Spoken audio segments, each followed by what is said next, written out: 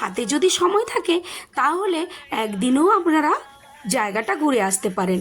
হ্যাঁ, জায়গাটা হলো উড়িষ্যার কেওনঝড়।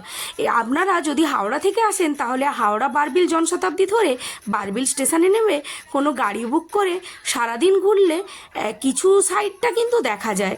একটা সাইডে পুরো রয়েছে জাগ্রত তারিণী মায়ের মন্দির, আর সানাঘাগরা ওয়াটারফলস, আর বড়াঘাগরা ওয়াটারফলস, আর কিছু মন্দির, জগন্নাথ দেবের মন্দির, আরও কিছু মন্দির। আমরা গেছিলাম ভুবনেশ্বর থেকে আমরা একটা গাড়ি বুক করে নিয়েছিলাম। ভোর 3টের সময় বেরিয়ে সারাদিন ঘুরে রাত্রি 9টায় আমরা বাড়ি ফিরে এসেছিলাম। দেখার মতো জায়গা প্রচুর রয়েছে ওখানে। যদি 2 রাত আর 3 দিন থাকেন তাহলে আরও অনেক কিছু ঘুরে দেখা যায়। একটা সাইড আমরা ঘুরেছিলাম, সেটা একদিনেই আমরা ঘুরতে পেরেছিলাম। খুবই ভালো লেগেছিল। ভুবনেশ্বর থেকে আপনারা ট্রেনে করেও কিন্তু যেতে পারবেন।